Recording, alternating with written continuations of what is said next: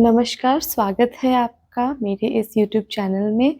मैं bye profession एक teacher हूँ और साथ ही साथ एक मदर भी हूँ। अभी जो मंथ है फ़रवरी का, this is very, very crucial month जो हमें अपने बच्चों के लिए देना होता है क्योंकि नेक्स्ट मंथ एग्ज़ाम है। तो मैं इसी बात में हम लोग डिस्कस करेंगे कि कैसे हम अपने बच्चों को ये 1 मंथ पूरा प्रोएक्टिव होके कैसे हम बच्चों को सपोर्ट कर सकते हैं ताकि उनके एग्ज़ाम्स अच्छे से हो जाए, ताकि उनको कोई ऐसा फ्रस्ट्रेशन ना हो क्योंकि आज का जो माहौल है आजकल का, वो बहुत कॉम्पिटिटिव हो चुका है। बच्चे कहीं न कहीं बहुत फ्रस्ट्रेटेड रहते हैं, बहुत ज़्यादा फर्स्ट आने के चक्कर में या फिर कुछ ऐसा होता है कि कॉम्पिटिशन में बहुत ज़्यादा स्ट्रेसफुल एनवायरनमेंट क्रिएट हो जाता है पेरेंट्स और बच्चों के लिए भी। तो हम आज अपने वीडियो में इसी बारे में बात करने वाले हैं कि हम कैसे बच्चों को सपोर्ट दे सकते हैं अपनी तरफ से as a mother, as a parent कैसे हम उनकी हेल्प कर सकते हैं ताकि उनका ये जो बहुत क्रूशियल टाइम है, बहुत अच्छे से हो जाए, सारा एग्ज़ाम उनका अच्छे से हो जाए, प्रिपेयर हो जाए, एग्ज़ामिनेशन के टाइम पे वो नर्वस फ़ील ना करें, तो उसके लिए हम शुरू करते हैं आज का वीडियो चलिए। फर्स्ट पॉइंट ये है कि हम कैसे क्रिएट करें एक सपोर्टिव एनवायरनमेंट अपने ही घर में। तो स्कूल से तो आएँगे, स्कूल में बहुत कुछ सीखेंगे, बट घर में हम कैसा एक पॉज़िटिव और एक कंड्यूसिव एनवायरनमेंट दे सकते हैं, बच्चों को सपोर्ट कर सकते हैं ताकि बच्चे घर में बहुत अच्छे से अपनी पढ़ाई कंटिन्यू कर सकें, रिविज़न्स कर सकें। जैसा कि आप सब जानते हैं ये रिविज़न का ही टाइम है। एज़ अ मदर हम सब जानते हैं कि जैसे अभी बच्चों को एक क्वाइट पीस एनवायरनमेंट देना चाहिए घर में, एक प्रॉपर स्टडी टेबल के अराउंड उनको बैठना होता है और हम क्वाइट एनवायरनमेंट क्रिएट करें और नेक्स्ट टाइम पे अच्छे से पढ़ाई करें। इसके लिए हमको एक टाइम रूटीन बनाना होता है। तो हम फर्स्ट बात करेंगे कि हम कैसे एक क्वाइट एनवायरनमेंट क्रिएट कर सकते हैं और एक ऑर्गेनाइज्ड वे में उनको सब कुछ प्रोवाइड कर सकते हैं।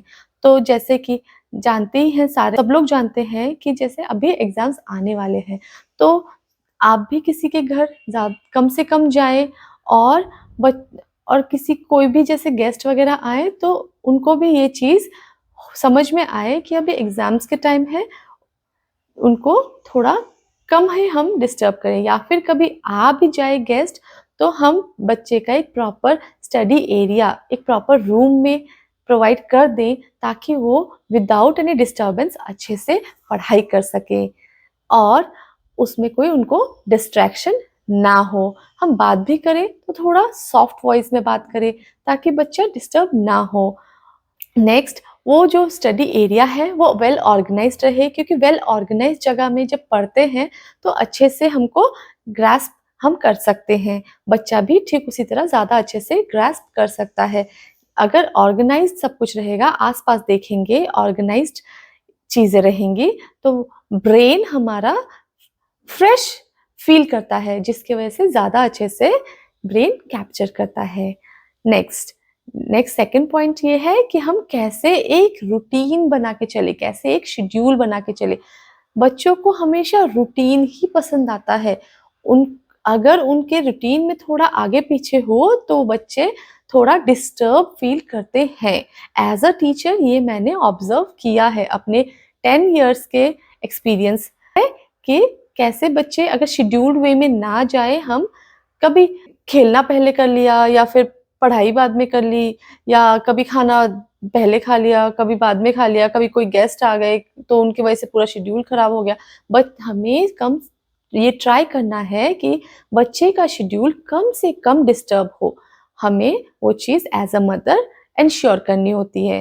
वो कैसे हम शेड्यूल करेंगे? हमको एक प्रॉपर टाइम टेबल अपने माइंड में सेट करना है या तो आप टू डू लिस्ट में प्लानर में लिख सकते हैं या फिर अपने माइंड में ही सोच के रख सकते हैं कि बच्चा जब स्कूल से आएगा तो हमें पहले क्या करना है, फिर नेक्स्ट क्या करना है, फिर नेक्स्ट क्या करना है, उसके बाद क्या करना है। जैसे कि मैं अपना शेड्यूल बताती हूँ, बच्चा मेरा जब स्कूल से आता है तो पहले मुझे उसको खाना खिलाना हाथ-पैर धुला के फ्रेश अप होके फिर खाना खिलाती हूँ मैं। उसके बाद उसको कैसे भी हो 1 आवर स्टडीज़ मैं ट्राई करती हूँ कि करना ही है anyhow except Sundays. So ये चीज़ मैंने अपने बच्चे में डाली है कि Sunday is fun day, Sunday is holiday, तो संडे में आप पूरा एंजॉय कर सकते हो। सो फर्स्ट आप खाना खाओगे, फिर स्टडी करोगे, उसके बाद आप खेलने जाओगे। तो इस ऐसे रूटीन में क्या होता है, बच्चे को पता होता है कि मैं पहले खाना खाऊंगा तो मैं स्टडी करूंगा, उसके बाद ही मैं खेलूंगा, उसके बाद मैं मुझे टीवी या फिर स्क्रीन टाइम मिलेगा। तो ये चीज़ बच्चे को स्क्रीन टाइम प्लेजर देती है, तो वो चीज़ मैंने लास्ट में रखी है ताकि ये जो आगे की चीज़ें हैं पहले पूरा शेड्यूल कंप्लीट कर ले, उसके बाद उसको अपना free enjoying screen time half an our के लिए मिल जाए। तो उसमें भी हम देख सकते हैं, अच्छे से ऐसे शेड्यूल बना सकते हैं।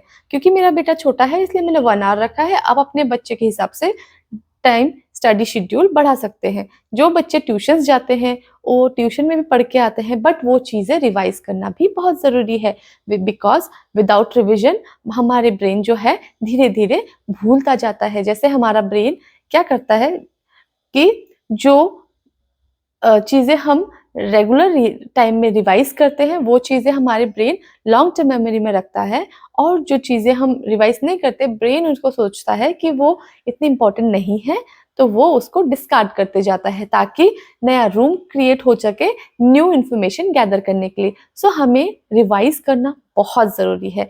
As a mother we have to be proactive for our children.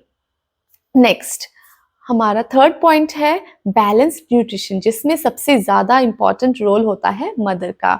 So as a mother आप सबसे ज़्यादा देखिए आपका बच्चा किस कैटेगरी में आता है, क्या एज है, एज के रिक्वायरमेंट अलग अलग होती है। Nutrition according to the age अलग अलग न्यूट्रिशन की ज़रूरत पड़ती है, अमाउंट की ज़रूरत पड़ती है। बैलेंस डाइट होना बहुत ज़रूरी है, जैसे कि कार्बोहाइड्रेट तो होना ही चाहिए, जैसे कि रोटी राइस होना ही चाहिए, साथ में dal is very very important, and vegetables are very important, green leafy vegetables, green vegetables, भिंडी वगैरह ये सब भी बहुत ज़रूरी है। ये सब होना बहुत ज़रूरी है एक मील में। और सैलड ऑल्सो, एग डेली बच्चे को आप एग एक बार दें, और अगर वेजिटेरियन है तो मिल्क 1 ग्लास कंपलसरी दीजिए। लेकिन मैं रिकमेंड करती हूँ कि जैसे मिल्क प्लेन ही दे या तो हनी डाल के दे सकते हैं। जो आजकल के स्वीटनर्स आते हैं, जैसे बहुत सारे ड्रिंक सप्लीमेंट्स आते हैं, वो बच्चों को ना ही दे तो अच्छा है, क्योंकि उसमें बहुत प्रिजर्वेटिव होते हैं। वैसे ही बच्चे ऑलरेडी कितना कहाँ से हम लोग प्रिजर्वेटिव खाते हैं, और साथ में और एडेड शुगर और एडेड प्रिजर्वेटिव बच्चों के हेल्थ के लिए अच्छा नहीं है। सो ये है हमारा बैलेंस न्यूट्रिशन के। और एडिक्वेट स्लीप होना भी बहुत ज़रूरी है।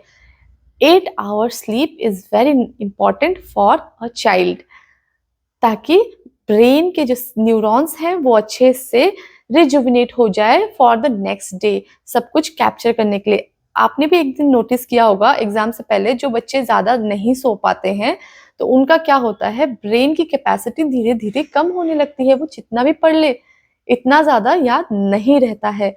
और next and very important point is regular revision.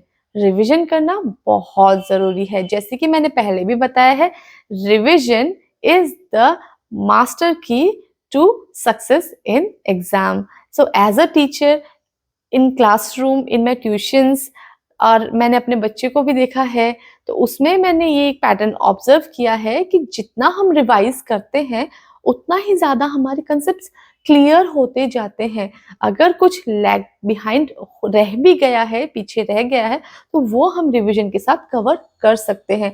तो आप देख सकते हो कि 3 days revision, weekly revision is must, और फिर मंथली रिवीजन तो लेते ही हैं।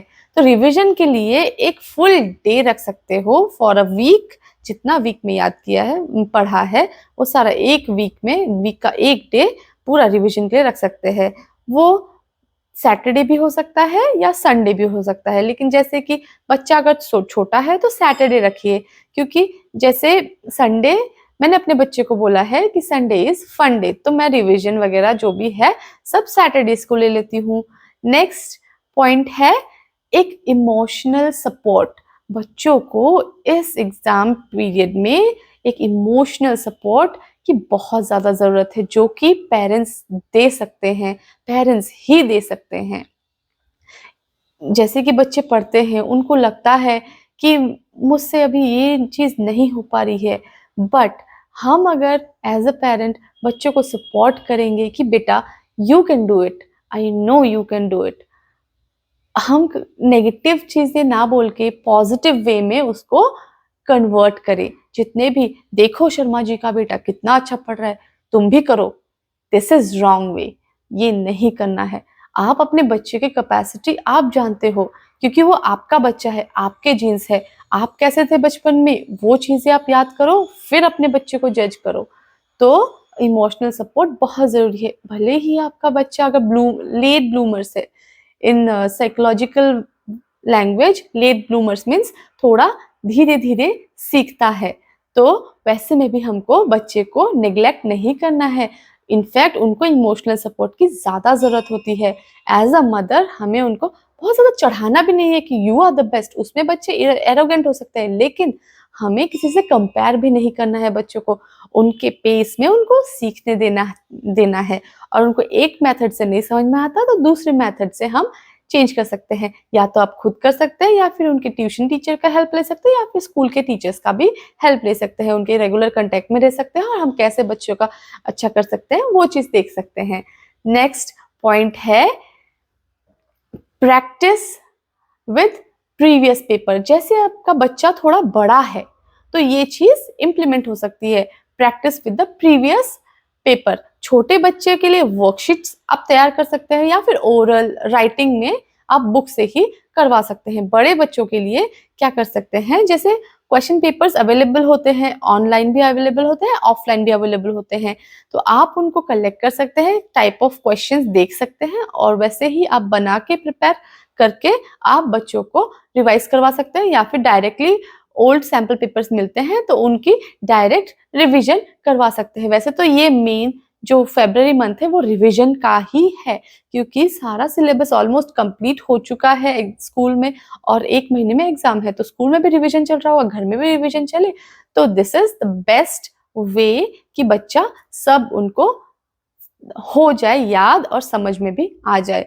याद करने से ज़्यादा समझना ज़्यादा इम्पोर्टेंट है, ताकि एग्ज़ाम में लिखने में कोई ज़्यादा प्रॉब्लम ना हो। याद करें तो कुछ चीज़ें भूल भी सकते हैं, बस समझ लिया तो अपने लैंग्वेज में लिख सकते हैं। ये चीज़ पे एम्फेसिस डालें। नेक्स्ट इज़ एक फिज़िकल एक्टिविटी होना बहुत ज़रूरी है। ये हमारा लास्ट पॉइंट है। तो फिज़िकल एक्टिविटी होना इतना ज़रूरी है कि ब्रेन में ऑक्सीजन लेवल बढ़ता है जब फिज़िकल एक्टिविटी करते हैं।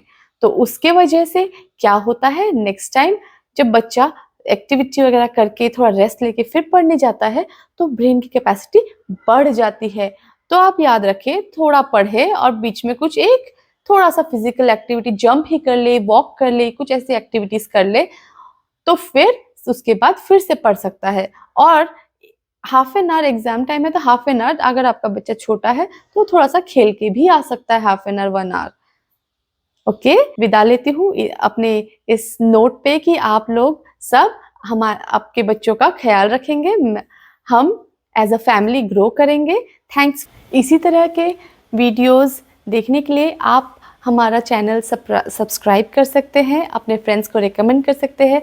आपको अगर कुछ हेल्पफुल पॉइंट्स लगे मेरे वीडियो में तो आप लाइक कर सकते हैं, शेयर कर सकते हैं, सब्सक्राइब कर सकते हैं।